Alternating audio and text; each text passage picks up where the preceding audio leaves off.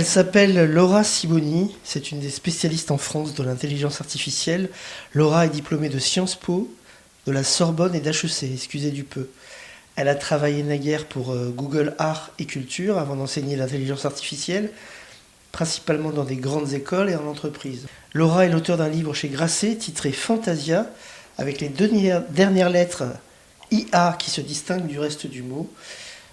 Joli clin d'œil. Jusqu'ici, Fantasia pour moi c'était le 3e film des studios Disney, sorti en 1940, composé comme une série de 7 séquences illustrant 8 morceaux célèbres de musique classique, et dans lequel j'avais retenu cette séquence surréaliste, dite de l'apprenti sorcier, dans laquelle Mickey, dépassé par les événements, se démenait comme un beau diable pour remettre de l'ordre dans un univers où des balais en tout genre prenaient le contrôle sur lui. Une sorte d'allégorie de l'intelligence artificielle, qui aujourd'hui explose littéralement, à la fois porteuse d'incroyables promesses et des pires menaces possibles pour la liberté et les peuples, et pour le bonheur, pour l'interrogation.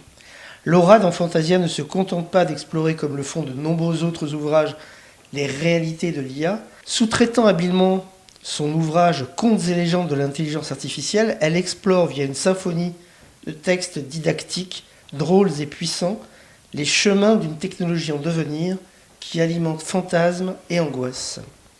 Le propos est clair et charmant, comme la dédicace que Laura a eu la gentillesse de me faire d'une écriture enfantine. Bonjour Laura. Bonjour.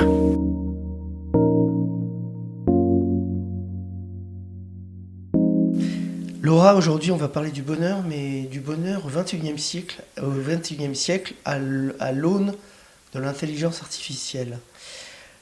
Mais d'abord, présentez-vous. Très gentil, mais je vais d'abord dire ce que je ne suis pas. Ouais. Moi, je ne suis pas ingénieure. D'accord. Et c'est justement un parcours en philosophie, en littérature, en sciences humaines et sociales qui m'a menée à m'intéresser à l'IA. À l'origine, je faisais une thèse professionnelle sur la recommandation en littérature. Je cherchais comment est-ce qu'on peut recommander un livre à quelqu'un qui ne l'a pas encore lu. Quels vont être les déterminants qui vont faire qu'on va aimer un livre qu'on n'a pas encore ouvert. Sachant que chaque livre est unique, chaque lecteur est unique, qu'est-ce qu'on peut faire? Alors, bien sûr, il y avait des méthodes, on peut demander aux gens qu'est-ce que vous aimez lire, mais c'est insuffisant. En général, on répond je ne sais pas, surprenez-moi. On peut utiliser la méthode Amazon, les gens qui ont acheté tel livre ont aussi acheté tel autre livre, mais là aussi, c'est une méthode qui est biaisée. Et donc, c'est en m'intéressant à cette question, comment recommander un livre, que j'ai découvert le matching par similarité. Donc, tout ce que permet de faire l'intelligence artificielle pour mettre en relation deux bases de données, en l'occurrence les préférences de lecture et l'immense possibilité, l'immense bibliothèque de livres. Et donc, c'est en m'intéressant à cette question que j'ai découvert l'intelligence artificielle par ses usages, par la pratique, que j'ai par la suite pu entrer au lab de Google Art et Culture. Alors c'est assez peu connu, c'est dommage d'ailleurs, parce que Google Art et Culture, c'est une équipe au sein de Google qui a numérisé 8 millions d'œuvres et qui les rend accessibles grâce notamment à l'intelligence artificielle. Parce qu'avoir une encyclopédie de 8 millions d'œuvres qui ont été numérisées auprès de partenaires comme le MoMA, le Met, le musée d'Orsay, le musée de l'Ermitage, c'est fantastique.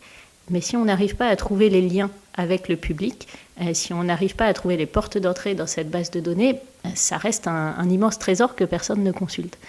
Et donc, il y a des expériences d'intelligence artificielle qui sont développées pour pouvoir créer ces connexions. C'est comme ça que j'ai découvert, par la pratique, avec une base de données fantastique, avec 8 millions d'œuvres, ce qu'était l'intelligence artificielle et que j'ai voulu le partager dans Fantasia. Alors, c'est une démarche à la fois hyper intelligente et très discrète, et je retrouve cette discrétion dans la réponse que vous venez de m'apporter, parce que vous ne m'avez pas parlé de vous, en fait. Vous m'avez parlé de ce que vous faites, mais en fait, vous venez d'où? C'est quoi votre profil, votre parcours jusqu'ici? Oui, alors je suis née en 1994 à Schiltigheim, à côté de Strasbourg. Et si je précise souvent, 94, c'est bon déjà parce que ça m'a fait très plaisir que le livre sorte quasiment le jour de mon 30e anniversaire.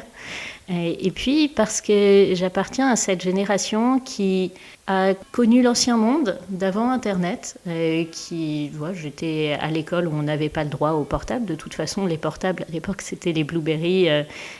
C'était pas pour les enfants. Et puis qui connaît le nouveau monde qui aujourd'hui voit le monde du travail être révolutionné par l'intelligence artificielle. Ce que je dis souvent, c'est sur une question toute simple, comme les appels téléphoniques. Mes parents ne comprennent pas qu'on envoie un mail alors qu'on peut téléphoner. Mes cousins, qui ont 12 et 13 ans, eux ne comprennent pas qu'on envoie des mails quand on peut s'envoyer des Snapchats. Ouais, vous le dites ça dans l'intro, c'est très très bien vu. Effectivement, vous êtes au confluent, vous avez connu l'ancien monde, mais vous avez mis les deux pieds dans le nouveau monde, et vous êtes quelque part un pont entre ces deux mondes. Maintenant, on va revenir sur notre podcast, donc le bonheur c'est les autres. Et n'hésitez pas éventuellement à dire votre position, mais aussi vis-à-vis de l'IA, vis-à-vis de l'intelligence artificielle, si ça change quelque chose par rapport à votre réponse.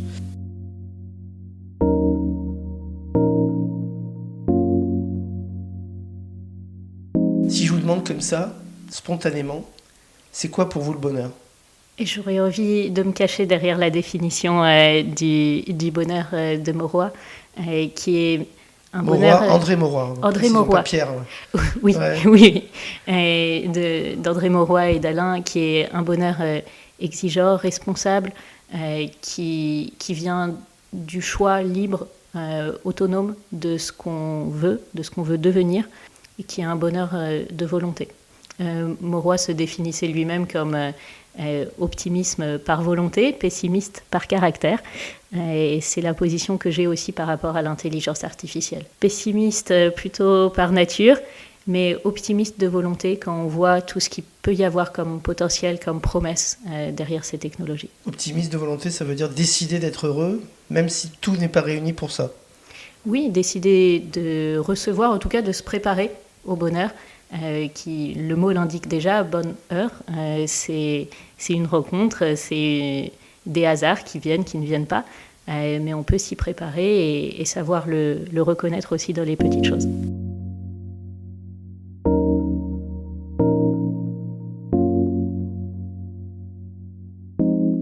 Si je vous demande quel souvenir heureux de votre enfance remonte spontanément, vous me diriez quoi ? Le livre est dédié à Roger et Hilda, qui sont mes grands-parents.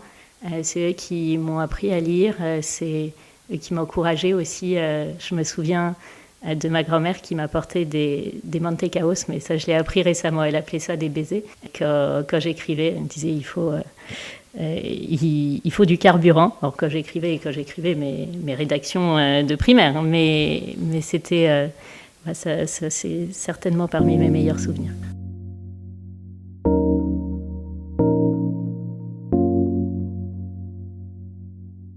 Donc vous nous avez dit, chère Laura, que votre souvenir, le souvenir qui remonte de votre enfance, c'est vos grands-parents et en particulier votre grand-mère. Maintenant, abordons la question culture. C'est quoi le livre, le film ou la pièce de théâtre, ou bien encore l'auteur qui vous a marqué de façon indélébile et pourquoi ? Vous me tendez le micro pour que je revienne à André Mauroy déjà cité. Et je pense qu'un des livres qui m'a le plus influencé, c'est Les silences du colonel Bramble, qui est aujourd'hui assez oublié, alors que Le silence du colonel Bramble doit se trouver dans toutes les librairies d'occasion et la plupart des bibliothèques de grands-parents. C'est un livre qui se passe pendant la Première Guerre mondiale et qui est sous forme de mosaïque, une forme très libre, des chapitres relativement indépendants les uns des autres. On s'attache bien sûr aux personnages, qui sont des personnages très forts, très attachants, mais les chapitres montrent des aperçus de la Première Guerre mondiale, avec tout la profondeur et le talent d'André Mauroy. C'est très littéraire tout en donnant une élévation philosophique. On sent que Mauroy a été l'élève d'Alain, et ça se sent même dans les dialogues qui sont esquissés.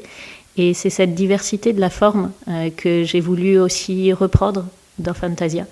Par exemple, le passage le plus célèbre des silences du colonel Bramble, c'est la traduction de « Tu seras un homme » de Kipling, qui a été traduite pour, il me semble, la première fois au français. En tout cas, c'est la traduction la plus célèbre, relativement libre par rapport au texte anglais, qui apparaît sous la plume d'un personnage, bien sûr en citant Kipling, mais en l'adaptant en français. Et donc, il peut y avoir des poèmes, tout comme il peut y avoir des chapitres plus narratifs qui sont disséminés tout au long du livre.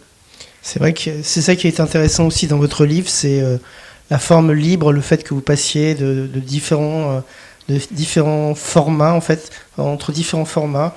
Et c'est très très plaisant à lire. Voilà, je le redis pour nos auditeurs.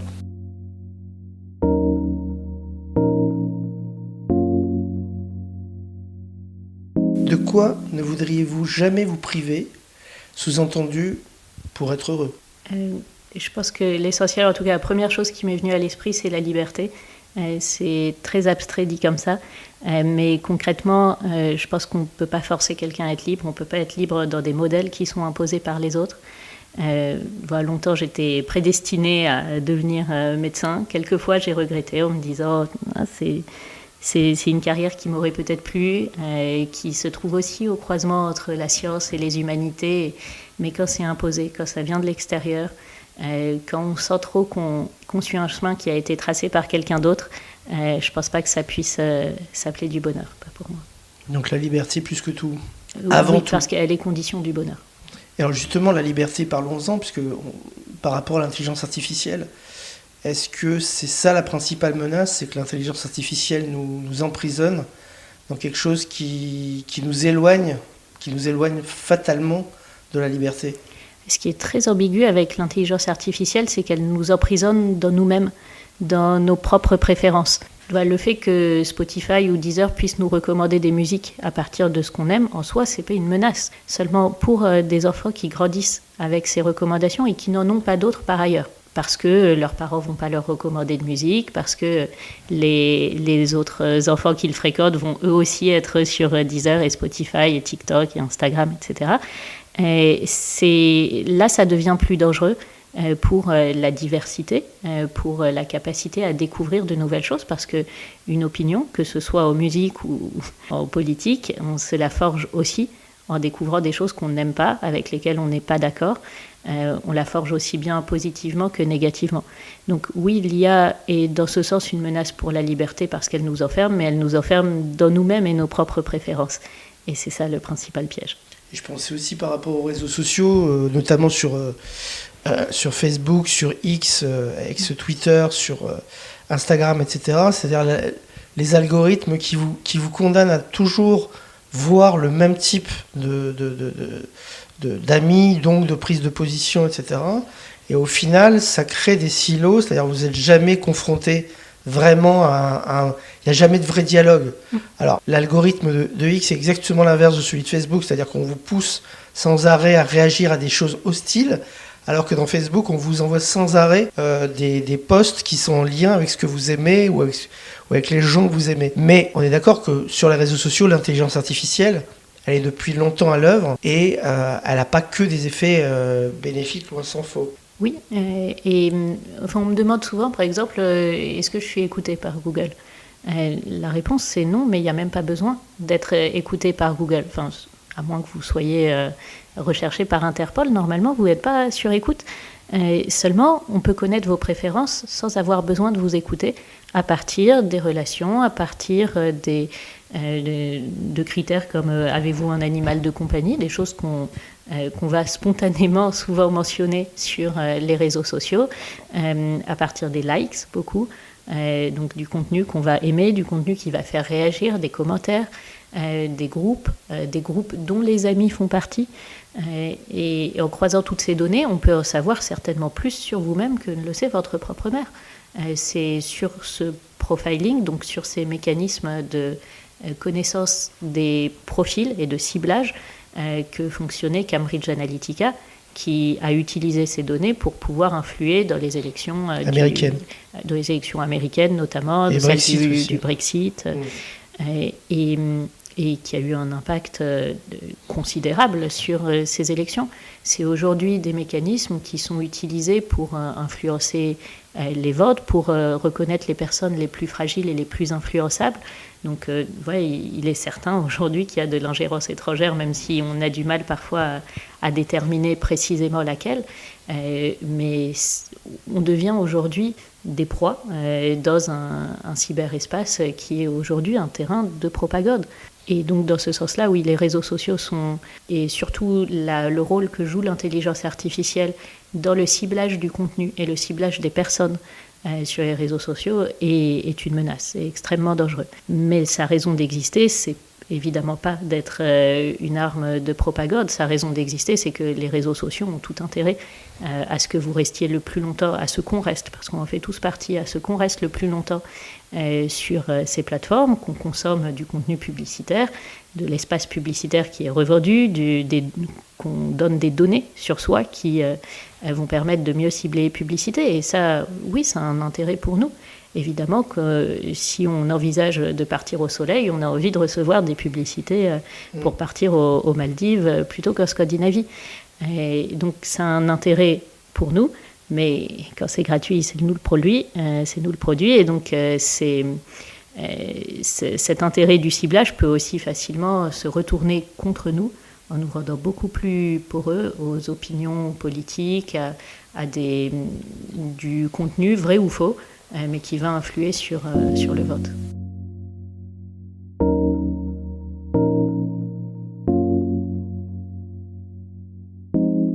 C'est quoi le mot de la langue française que vous préférez et ou le mot auquel vous pensez spontanément à l'instant où je vous parle? Là, spontanément, celui qui m'est venu à l'esprit, c'est sanguinolent. Sanguinolent. Et je crois que c'est un mot qui m'était venu quand on m'avait demandé, quand j'étais petite, quel était mon mot préféré. Mais je trouve qu'il y a une force et tragique dans ce mot, parce on sent presque le sang couler. Sanguinolent, ça crée presque ce réflexe de dégoût, déjà rien qu'en entendant le mot. Oui, je trouve que dans les sonorités... on dirait pas qu'on vous voit comme ça, mais ça fait peur, sanguinolent quand même. Mais voilà, justement, ouais, c'est un mot qui fait peur, et alors que c'est un ensemble de syllabes, mais je les trouve très fortes.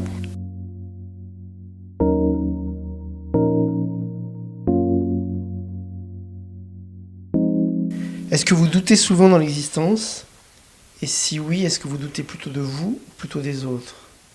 Ne me lancez pas sur cette question. Je viens de finir un recueil de nouvelles sur le thème de l'indécision, justement en partant de cette idée que ce qui caractérise peut-être le plus l'époque contemporaine, c'est les quantités astronomiques de données qu'on produit, plus de données en un an qu'il y en a eu entre l'aube de l'humanité et les années 2010.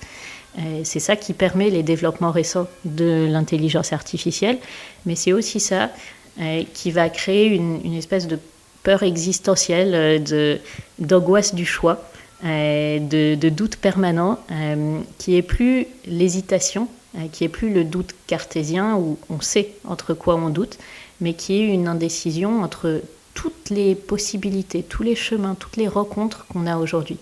Et c'est aussi ce que permet l'intelligence artificielle, en particulier le matching, les recommandations, de se perdre dans une quantité de rencontres, de voyages, de missions, de possibilités, de découvertes, d'informations qui n'étaient même pas imaginables pour les générations précédentes et qui font qu'aujourd'hui, je pense même qu'il y a des nouveaux caractères, presque des Überzweifelmen, je ne saurais pas comment le dire en termes philosophiques, mais si j'avais intitulé un roman à l'origine Gratwanderer, des danseurs sur la corde raide, des gens qui sont dans ce doute permanent, cette indécision, mais pas l'indécision entre plus ou moins, l'indécision entre le tout blanc ou le tout noir, et qui voudraient les deux en même temps. Ce genre de caractères qui vont passer d'une mission à l'autre, d'une rencontre à l'autre. En vous disant ça, je fais le mouvement du swipe du doigt, parce que je pense que ce swipe...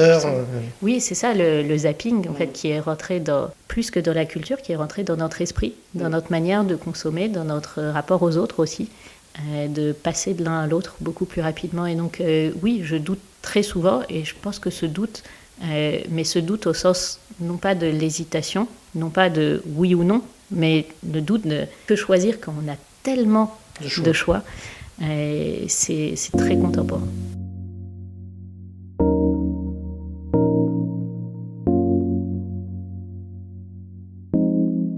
Pour quel défaut de vos contemporains vous avez le plus d'indulgence, Laura? L'indulgence n'est pas ma qualité première.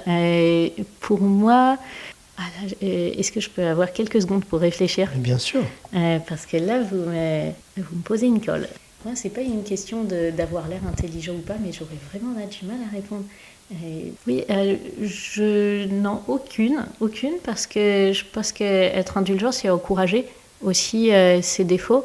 Et aujourd'hui, on n'a plus d'excuses. Il y a tellement de possibilités de s'informer, de s'améliorer, que la principale question, c'est celle de la volonté. Qu'est-ce qu'on choisit? Et ça peut venir que de l'intérieur. On ne peut pas vouloir pour quelqu'un d'autre.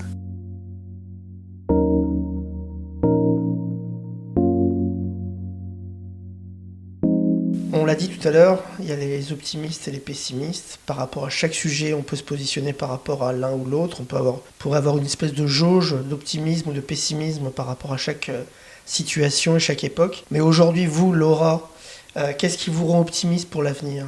Le livre que vous venez d'écrire, Fantasia, parle du passé, mais parle de l'actualité et parle aussi du futur. IA ou pas IA, qu'est-ce qui vous rend optimiste pour l'avenir? L'intelligence artificielle, à l'origine, comme champ scientifique, c'était des recherches qui visaient à comprendre l'intelligence humaine en les simulant sur des machines. Et donc ça nous force aussi à nous poser plein de questions sur qu'est-ce que l'intelligence humaine, quelles en sont les limites. Et donc forcément, en écrivant sur l'intelligence artificielle, on en vient à se demander quel sera le rôle de l'homme, à l'heure où on peut créer des textes qui nous font ressentir des émotions. Quel sera le rôle du travail, à l'heure où on peut automatiser la majeure partie des tâches. Et mon espoir, c'est que, je pense que ça passe par les histoires, mais qu'à travers les histoires, on comprenne mieux ces enjeux de l'intelligence artificielle et on saisisse cette chance de repenser, par exemple, le monde du travail. Quand on regarde le monde du travail aujourd'hui, on se rend compte qu'il y a beaucoup de tâches qui ne sont pas considérées comme du travail, sans qu'on sache vraiment pourquoi, essentiellement parce que c'est pas rémunéré. Premier titre, le travail d'écriture ou le travail, les tâches ménagères, s'occuper des enfants, beaucoup de tâches qui, en termes de temps, doivent représenter une bonne partie du temps travaillé de l'humanité et qui ne sont pas considérées comme du travail, ou d'autres tâches qui vont être la même tâche. Par exemple, parler d'intelligence artificielle, ça peut être quelque chose qu'on fait bénévolement les uns avec les autres. Ça peut être rémunéré dans le cadre de formation, ça peut être rémunéré encore bien plus dans le cadre de conférences, alors que c'est la même tâche. Et donc l'intelligence artificielle nous force aujourd'hui, parce qu'elle est en train de remplacer une partie des tâches, elle nous force à nous reposer ces questions de qu'est-ce que le travail, qu'est-ce qu'on veut comme monde du travail, qu'est-ce qu'on fera quand on aura automatisé la majeure partie des tâches, quelles sont les nouvelles compétences dont on va avoir besoin. Et donc là où je suis optimiste, c'est que oui, là on passe par une période inconfortable de questionnement, de révolutions qui en plus se font pas au même rythme dans tous les domaines, dans tous les pays. C'est clairement une période troublée de questionnement, mais ça nous force à reposer des questions essentielles qui vont au-delà des petites adaptations et qui en reviennent à la racine même de l'organisation de la société, de la place de l'homme face aux machines, de la place du travail. Donc voilà, pour moi, la principale promesse de l'IA, c'est ce questionnement. Et évidemment, je n'ai pas la réponse sur comment doit-on organiser la société de demain. C'est pour ça que j'ai voulu l'aborder sous l'angle des dialogues, ou par des fables, en tout cas à travers la fiction. Mais c'est important de pouvoir reconsidérer en profondeur des questions. Pas simplement de manière cosmétique, qu'est-ce qu'on fait du jour au lendemain, mais de se les poser profondément et d'oser remettre en cause même les racines de notre organisation actuelle.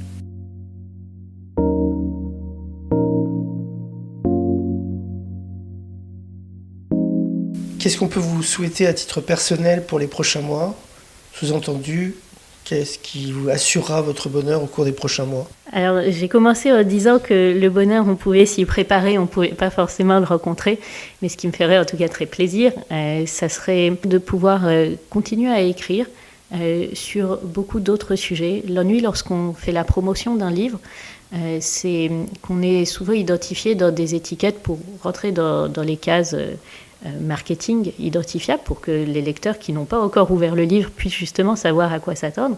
Donc il y a de bonnes raisons à ça, mais c'est tout de même limitant d'être sous l'étiquette expert IA, alors que ce qui m'intéressait dans l'intelligence artificielle, c'est au-delà de sa dimension opérationnelle, c'est vraiment ce que ça dit sur l'homme, son rôle aujourd'hui, sa place. J'ai commencé à écrire d'autres livres. J'en ai un sur la Révolution de février 17, donc c'est des sujets éloignés. Ah oui. Évidemment, quand on veut trouver des liens, on en trouve, mais ce n'était pas la principale raison pour laquelle j'ai commencé à écrire. Et donc, moi, j'aimerais beaucoup pouvoir continuer d'écrire, continuer de publier, de rencontrer les lecteurs sur plein d'autres sujets. Merci Laura. Merci beaucoup à vous.